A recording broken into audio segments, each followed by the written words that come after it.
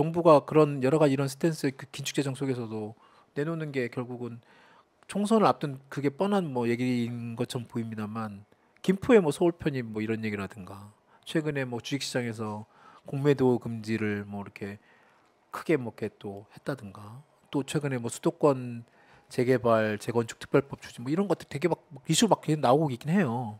보시기에는 좀 어떠세요? 우리 저기 의원님이 워낙 기재 분야 쪽에도 있었고 경제 쪽 기본소득에 관련된 여러 가지 뭐 관심도 높으시고 하시니까 이런 거에 대해 이슈가 관심 높으시고 하시는데 뭐 이것을 홍범도 장군 흉상 논란 같은 네. 이념 전쟁을 하다가 어. 이제 이런 정책 이슈를 가지고 논란을 만드는 것을 뭐 좀 더 나아졌다고 봐야 할지 잘 모르겠습니다만은 네, 네. 어쨌든 이 정책 정부 여당의 정책이라고 총선을 겨냥해서 내놓고 있는 것들이 하나같이 다 너무 시대역행적이고 정말로 이것이야말로 포퓰리즘이 아닌가라는 생각이 좀 들어요. 특히 네. 이제 메가시티 정책 같은 경우는 네. 이 수도권의 주택 가격 상승에 대한 기대감을 자극해서 표를 얻어보려는 총선 전략이다라고 그렇죠. 볼 수밖에 없어요. 물론 표 계산을 하는 거, 표를 의식하는 것은 뭐 정당의 입장에서 어쩔 수 없는 측면이 있어서 네. 뭐 그거 자체를 비난할 수는 없겠지만은 네. 이 뜬금없는 이슈 자체가 망국적이다.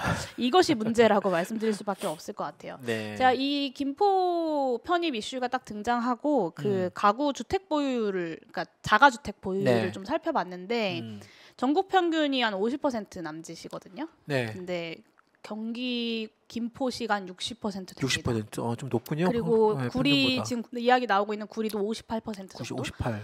서울은 50%가 안 돼요. 안 되죠. 48% 정도. 네. 그러니까 정확히 이 서울 편입으로 인한 주택 가격 상승을 노릴 수 있는 지역들을 콕콕 집어서 이 메가 서울이라는 것을 이야기하고 있는 거죠. 근데 실물 경기가 사실 바닥이고 고금리 상태에서 이렇게 인위적인 부동산 부양 신호를 보내는 것이 얼마나 위험한 것인지 국민의힘이 알면서도 그러는 건지 몰라서 그러는 건지 두 개 다 참 문제인데요.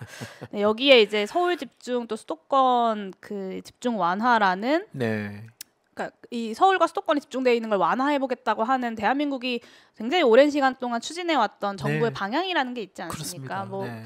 뭐 이렇게 집중도의 차이는 있겠지만 뭐 보수 정부에서도 이제 그 방향 자체를 부정한 적은 없었거든요. 네. 근데 이런 국가 개혁 과제 자체를 허문다는 점에서 이제 망국적이다라는 말씀을 드린 거고요. 그리고 이제 뭐 더불어민주당 같은 경우에는 이 메가시티 특히 서울 김포 편입에 대한 반대 입장을 밝히기는 했지만 이 부동산 경기의 부양 신호로 이어지는 것에 대해서 명확히 선긋지는 못하고 있는 것으로 보여요. 네, 그래서 네. 경기 분당, 뭐 일산 1기 신도시 재건축 재개발 특별법을 제정하겠다, 막 이런 네. 이야기가 민주당에서도 나오고 있어요. 그래서 네. 저는 이게 뭐 신도시 재개발 활성화 필요성 자체는 좀 따져볼 여지는 있겠습니다만 네. 기본적으로 이 주택 가격 상승의 기대 심리를 자극하는 이 메가시티에 대한 전공법은 아니다. 이런 생각이 좀 들었고 오히려 이 자연적인 부동산 그 가격 하락이 연착륙할 수 있는 정책을 전면에 내세우면서 이 망국적인 메가시티 구상과 차별화 전략들을 좀 가져갔었어야 되는 것이 아닌가라는 생각이 좀 들고 네. 또 공매도도 짧게 네. 너무 이야기할 게 많아가지고 그렇죠.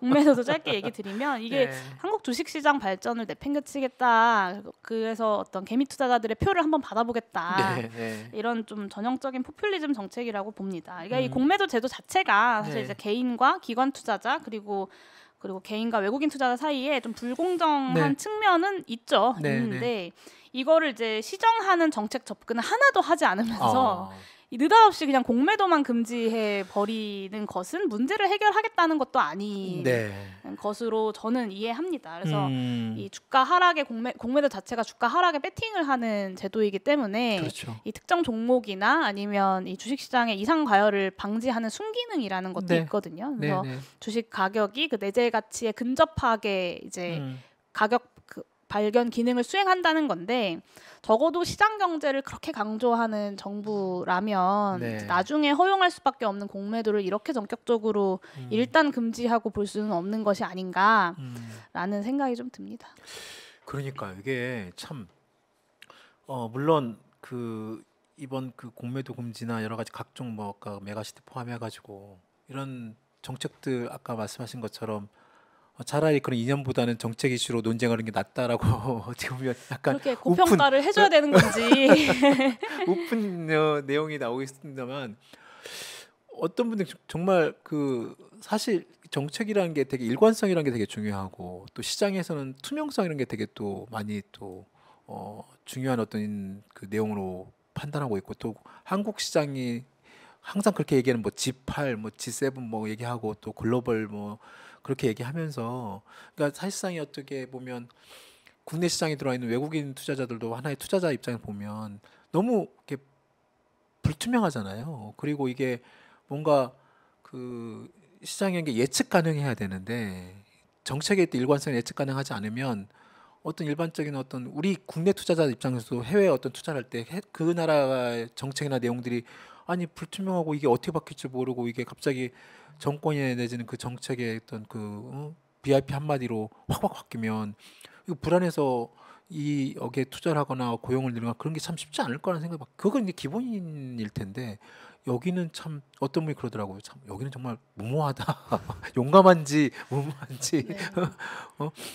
그게 참 보면 그 물론 일반 그 한때 그 공매도 금지를 가지고 그 주식시장이 반등해서 약간 그런 모습을 보이기도 했고 또 공매도 아까 막 의원님이 말씀하시는 그런 외국인과 국내 투자자 사이의 어떤 그런 불공정한 어떤 측면을 개선하는 데 어떤 그런 뭐 뭐라고 할까요? 뭐 이렇게 이슈를 사람들이 이렇게 좀 뭐 이렇게 다시 한번 하는 뭐 그런 계기는 될지 모르겠으나 이렇게 갑자기 막 정책적으로 확 금지시켜 버리면 다음부터는 그 다음 날 다다음 날 바로 주식시장 막 흔들리잖아요. 그러니까요. 그리고 다시 이제 그 전 가격으로 다시 이제 회귀하고 그렇게 됐는데 아까 말씀하신 것처럼 이런 부분들이 정말 그게 정말 포퓰리즘이 아닌가라는 생각도 많이 들고 합니다. 네. 저희 댓글에 의원님을 응원하는 댓글이 엄청나게 많은데요. 와, 이게 국민소통 대상이었군요. 그게 국민소통 대상. 네, 이제 오늘 오후에 어. 상을 주신다고 하셔가지고. 아 이거 오늘입니까? 저는 국민소통 대상이요. 아, 네, 제가 이제 네. 상을 받으러 오후에 방송 갑니까? 끝나면 오후에 갈 예정입니다. 아, 참 제가 잘 몰라서 그런데 이 국민소통 대상은 어디서 어떻게 주시는 겁니까? 네, 인터넷 소통 협회에서 이제 네. 주시는 건데 이제 어. 여야의 의원들이 있고 이제 그 교섭 단체가 아닌 정당에서는 이제 제가 봤는데 제가 최근에 이제 유튜브, 네. 뭐 SNS, 뭐 틱톡 등 좀 다양한 네. 채널들을 활용해서 소통하는 것을 좀 잘 평가해 주셨던 것 같아요. 그래서 그렇군요. 네. 상을 받으러 가게 되었습니다. 아, 수현님 감사합니다. 아직 저는 몰랐던 내용인데 그게 또 국민소통 대상 오늘 또 그 수상을 또 하시는군요. 축하드립니다. 아이고. 감사합니다. 다시 또 말씀을 좀 이어갈게요.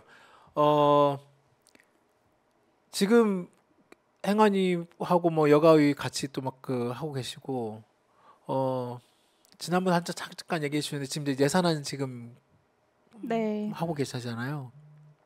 각 상임위별로 지금 각 그 예산 심의가 진행 중에 있는데 어떠세요? 지금 대표께서 뭐 그동안 여러 가지 꾸준히 말씀도 주셨습니다만 이번 윤석열 정부였던 기본적인 정부 내년 예산안 관련된 내용 좀 다시 한번 좀 리뷰를 해주시고 지금 그 소속해 있는 뭐 상임위에서 좀 이 부분들은 정말 말도 안 된다라고 하시는 뭐 예산이 있다거나 아니면 또 이 부분 꼭 증액이나 감액 이런 부분들 좀 말씀해 주시면 어떨까요?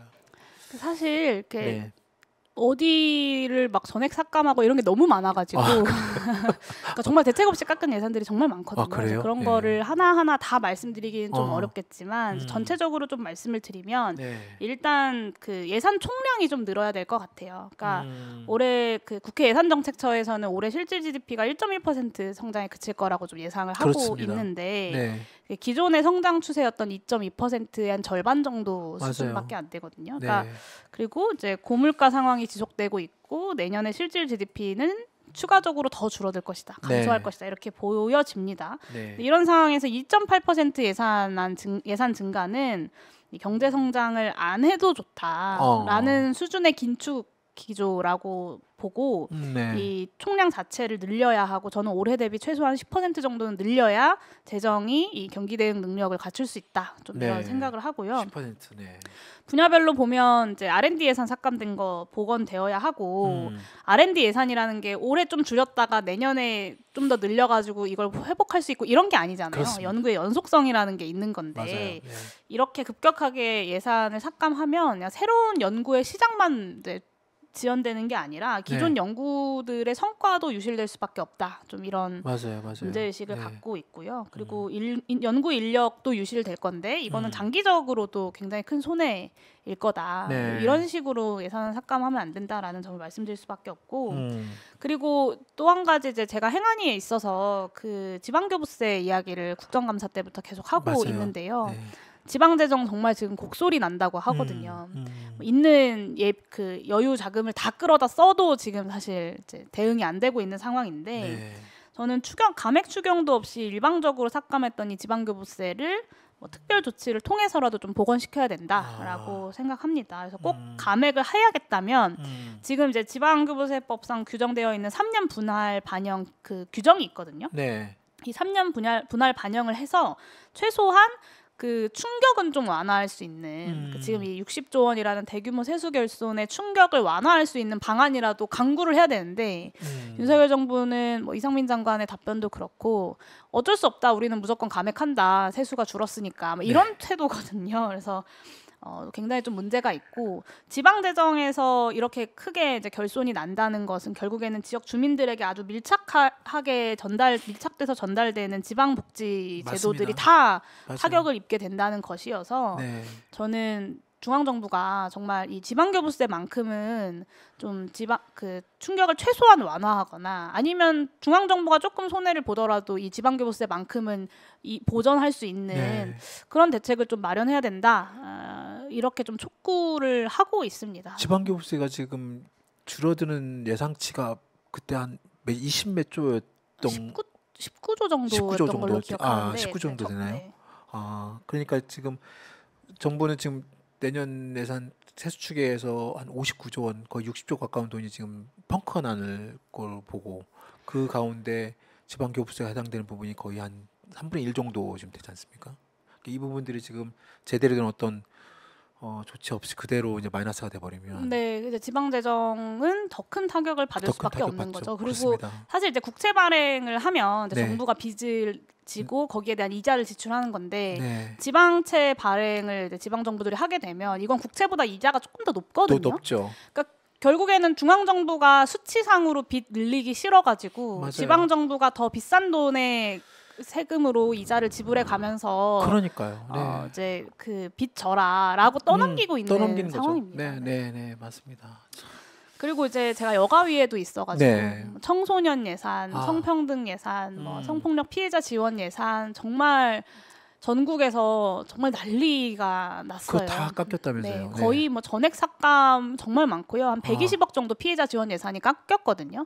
근데 이게 피해자 지원 전달 체계라는 것이 작동하고 있었고 네. 이거를 그냥 갑자기 예산을 삭감시켜 버리겠다는 건 피해자 지원 체계 자체를 사실상 무력화시키는 결과를 낳아요. 그러니까 네. 윤석열 정부한테는 긴축 재정 우리는 하고 있어라고 홍보하는 것이 중요할지 모르겠지만 네. 이게 피해자들 입장에서는 피해를 회복하고 어떤 법적인 도움을 받을 수 있고 뭔가 그 외에 다양한 상담이라거나 뭐 지원이라거나 받을 수 있는 것들 자체가 사라지게 되는 거거든요. 네. 그래서 정말 이런 방식의 예산 삭감은 너무 무책임하다라고 생각하고요. 네. 네. 아니 그러니까 정말 그것도 이해가 안 되더라고. 정말 그 국가의 역할, 국가가 도대체 무엇을 해야 되는가라는 뭐 그게 아주 근본적인 질문을 던지시는 우리 의원님과 마찬가지입니다만 그 지금 청소년과 그다음에 성폭력 피해자 포함해서 그런 최소한의 정부가 해야 될 그런 사회적 약자 여성 그런 뭐 노동자 같은 해야 될 그런 복지 예산 최소한의 복지 예산마저도 그냥 그 솔직히 그 전체 그 금액으로만 따지면 그 전체 비율만 따지면 그게 많지도 않지 않습니까? 맞아요. 네. 사실 정부 예산이 어마어마하잖아요. 그렇습니다. 600조가 넘는 돈 여가부 예산 정부에서 제일 작은 미니부처라고 해도 맞아요. 1조가 넘거든요. 그러니까요. 네. 거기에 그 120억 그것만 가지고 깎으려고 하는 게 정말 거기에서 120억 깎아서 도대체 누구를 위한 120억인지 묻고 싶고. 그렇습니다. 그리고 그런 와중에도 대통령 하명 예산들은 또 맞아요. 예. 늘어나거든요. 제가 행안위에 있으니까 국정감사에서 좀 다뤘던 이슈가 저위험 권총 이슈가 있어요. 아, 저위험 권총. 네, 이제 1인 1총기 경찰, 네네.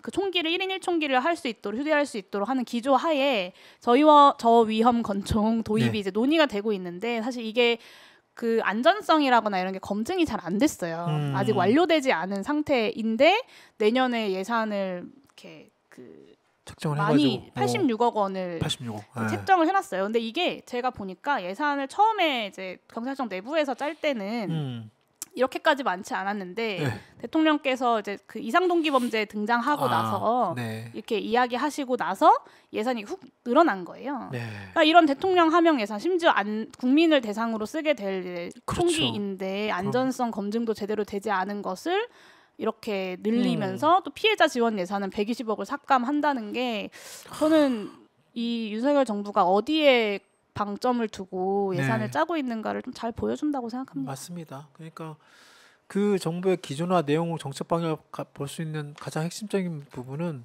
이 정부가 돈을 어디에 쓰느냐를 잘 보면 됩니다. 맞습니다. 돈을 어디에 쓰는지.